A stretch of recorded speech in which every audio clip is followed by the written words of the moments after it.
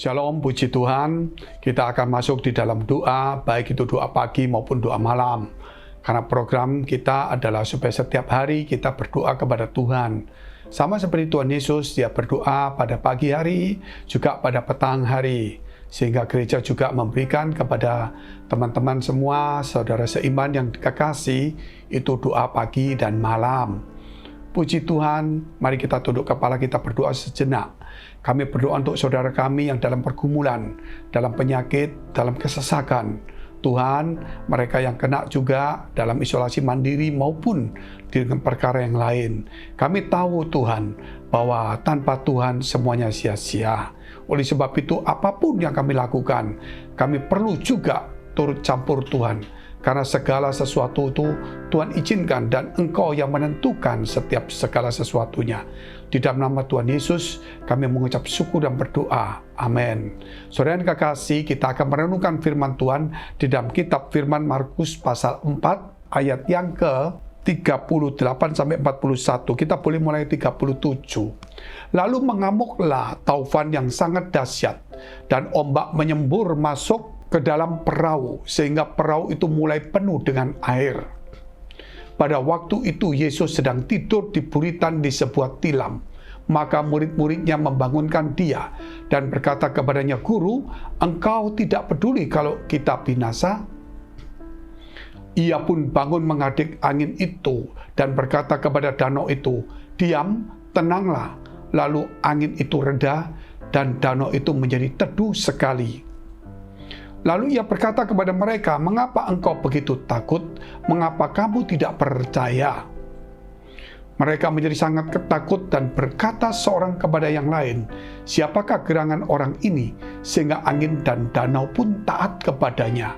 Dari sini kita melihat, saudara, bahwa orang percaya itu maka dia akan muncul yang disebut ketenangan. Kalau kita tidak tenang di dalam hidup kita, maka kita akan melihat segala sesuatunya itu jalan buntu.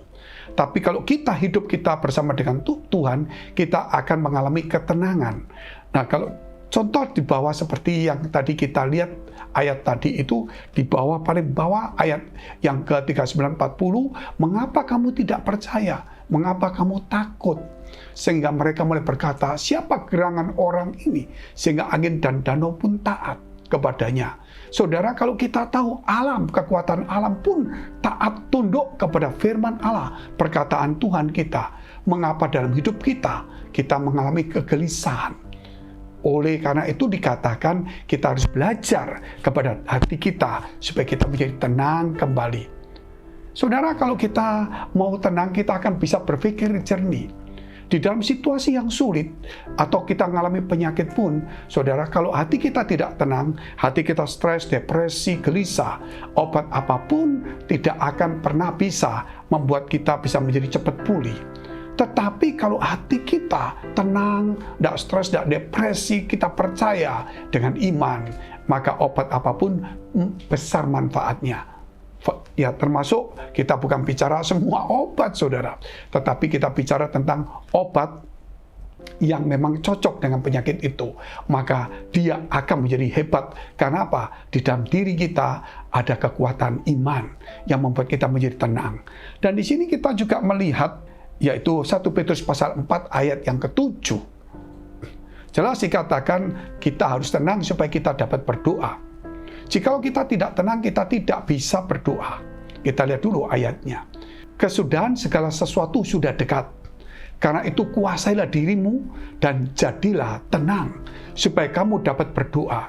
Ternyata ketenangan itu juga menjadi satu kunci di dalam doa kita. Jikalau kita tidak tenang, maka doa kita jadi sepertinya meteor yang tidak beraturan. Tetapi ketika kita menjadi tenang, kita dengan berpikir, kita percaya. Dengan tenang kita menjadi kekuatan. Dengan tenang karena kita beriman. Dan tenang itu karena Roh Kudus firman memberi kekuatan pada kita. Sehingga doa kita itu terarah. Bukan dengan ketakutan, kekhawatiran, kegelisahan. Tapi dengan ketenangan. Disinilah kita membutuhkan, saudara, untuk belajar hidup tenang. Nah, tenang dari mana kita akan melihat ketenangan itu? Di dalam Matius pasal 9 ayat 29. "Pikulah kuk yang kupasang dan belajarlah padaku, karena aku lemah lembut dan rendah hati." dan jiwamu akan mendapat ketenangan. Dari sini dikatakan kalau kita mau memikul beban yang Tuhan berikan, maksudnya persoalan yang kita hadapin, itu juga karena mungkin kesalahan kita, mungkin juga kelalaian kita, atau mungkin itu diizinkan Tuhan. Tetapi yang pasti kita harus terima dengan sukacita. Belajarlah, kata Tuhan, belajarlah kepadaku, kata Tuhan. Karena apa? Aku lemah lembut dan rendah hati. Kalau kita lemah lembut dan rendah hati, maka yang muncul adalah ketenangan. Ketenangan tidak bisa muncul sendiri kalau kita menjadi sombong. Ketenangan tidak akan pernah muncul kalau kita berkata kasar, saudara.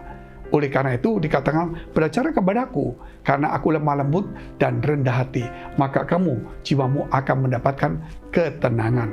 Jadi Tuhan di sini memberikan kepada kita, supaya kita ini mempunyai, yaitu ketenangan dalam hidup kita. Kita lihat dulu, di dalam kitab Mazmur, pasal 62 ayat 1 sampai dengan 5. Mazmur 62 ayat 1 sampai dengan 5. Tapi kalau kita melihat ayat 1 dan ayat 5-nya, luar biasa, cuma tenang saja. Kita lihat dulu. Untuk memimpin biduan, menurut Yedutun, Mazmur Daud, hanya dekat Allah saja aku tenang, daripadanya keselamatanku. Jadi kita melihat di sini, ketenangan itu hanya dekat Tuhan.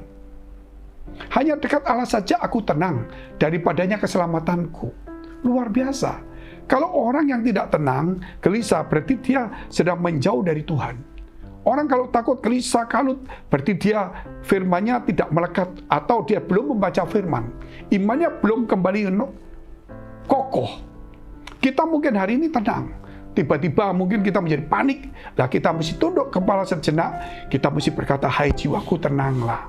Dan kita berdoa, dan kita tahu kita ada Tuhan yang luar biasa, sehingga kita tenang. Sehingga kata-kata kita, pikiran kita, tubuh kita akan mengalir sesuatu yang hikmat dan bijaksana. Kita lihat ayat 2 sampai dengan ayat 5. Hanya dialah gunung batuku dan keselamatanku, kota bentengku, aku tidak akan goyah. Kenapa dia gunung batu kita, keselamatan kota benteng, aku tidak goyah. Kita lihat terus ayat ketiga. Berapa lamakah kamu hendak menyerbu seseorang, hendak menemukan dia, hai kamu sekalian? Seperti terhadap dinding yang miring, terhadap tembok yang hendak roboh. Mereka hanya bermaksud mengempaskan dia dari kedudukannya yang tinggi. Mereka suka kepada dusta. Dengan mulutnya mereka memberkati, tetapi dalam hatinya mereka mengutuki.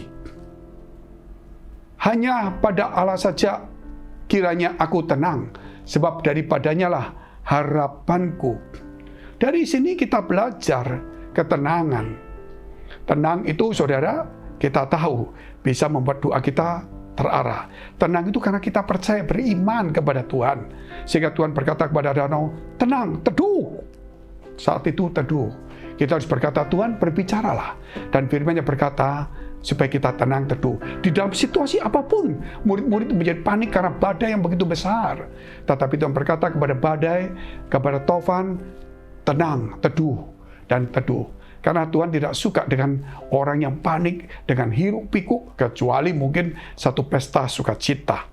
Namun hati kita tidak boleh mengalami kegelisahan. Dan dikatakan kita tenang, kalau kita dekat dengan Allah, kita tenang. Kita tenang, berarti saudara kita harus memikul. Apa yang kita harus hadapi, itu kita harus terima. Maka Tuhan katakan, belajar kepadaku, karena aku lemah lembut, rendah hati, dan jiwamu mengalami ketenangan. Sebelum ayatnya dikatakan juga, marilah kepadaku semua yang letih lesu dan beban berat. Aku akan memberikan kelegaan. Diberikan kelegaan, supaya kita menerima beban kita, persoalan kita dengan ucapan syukur, dan kita belajar rendah hati, kita kemudian belajar lemah lembut, maka ketenangan muncul. Maka Tuhan akan berkata kepada badai, kepada persoalan kita, kepada penyakit kita, tenang, teduh. Bukan hanya bicara kepada kita, hati kita saja. Supaya tenang, itu memang utama. Tapi kalau hati kita tenang, Allah akan berbicara juga kepada persoalan. Kalau angin badai saja taat, apalagi persoalan kita. Mari kita tunduk kepala kita berdoa. Terima kasih Tuhan atas segala renungan doa ini, supaya pada waktu baik petang maupun pagi, supaya setiap saudara-saudara kami menerima berkat dari Tuhan, firman Tuhan yang memberi kekuatan, ketenangan, sehingga mata batin kami, sehingga mata jasmani kami, sehingga pikiran dan hati kami menjadi tenang, dan kami boleh melihat segala sesuatu dengan terang, dengan iman, dengan percaya. Engkau memberkati saudara kami yang sedang sakit, yang sedang pergumulan, sedang masalah. Saudara, engkau yang punya masalah, persoalan, tantangan, sakit, penyakit. Kalau engkau punya masalah, dekapkan kedua tanganmu di dadamu.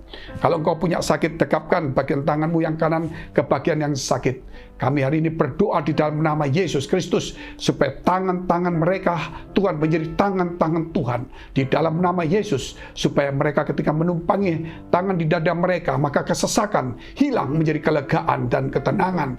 Maka badai persoalan pun engkau akan hadir menjadi teduh.